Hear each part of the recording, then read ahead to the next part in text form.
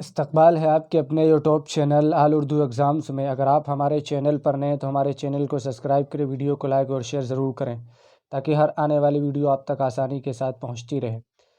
تو آج پیش ہے آپ کی خدمت میں 15 بہت اہم تحقیق و تنقید سے متعلق معروضی سوالات۔ تو شروع کرتے ہیں۔ تحقیق کس زبان کا لفظ ہے؟ تو اس کا صحیح جواب آپشن اے یعنی عربی۔ پہچان اور پرکھ کس کی کتاب ہے؟ تو اس کا صحیح جواب آپشن بی یعنی آل احمد سرور۔ اگلا سوال، مبادیات تحقیق کس کی کتاب ہے؟ تو اس کا صحیح جواب آپشن بی یعنی عبدالرزاق قریشی۔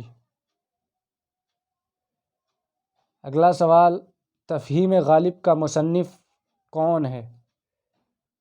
یعنی یہ کس کی کتاب ہے؟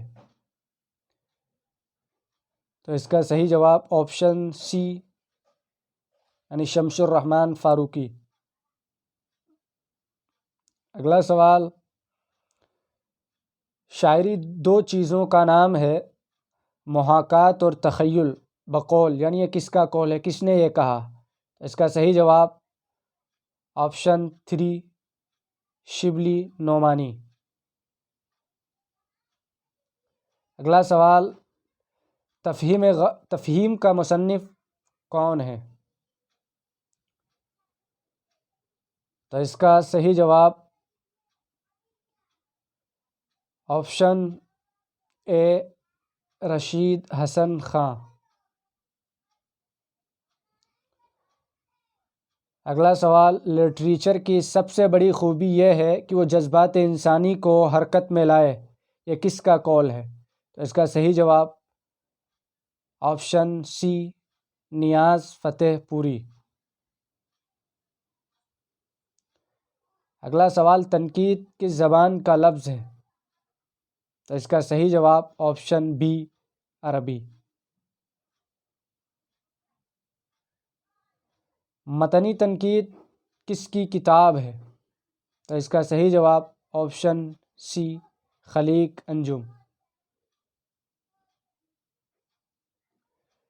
تفسیر غالب کا مصنف کون ہے؟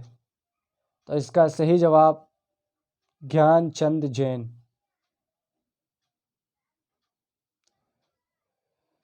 عماد التحقیق کس کی کتاب ہے؟ تو اس کا صحیح جواب پروفیسر قلب عابد، آپشن اے۔ اگلا سوال، رموز غالب کا مصنف کون ہے؟ تو اس کا صحیح جواب آپشن اے گیان چند جین۔ تحقیق کے طریقہ کار کس کی کتاب ہے؟ تو اس کا صحیح جواب آپشن اے ڈاکٹر شین اختر۔ اگلا سوال، اصول تحقیق و ترتیب متن کس کی مرتب کردہ کتاب ہے؟ تو اس کا صحیح جواب تنویر احمد علوی، آپشن 3۔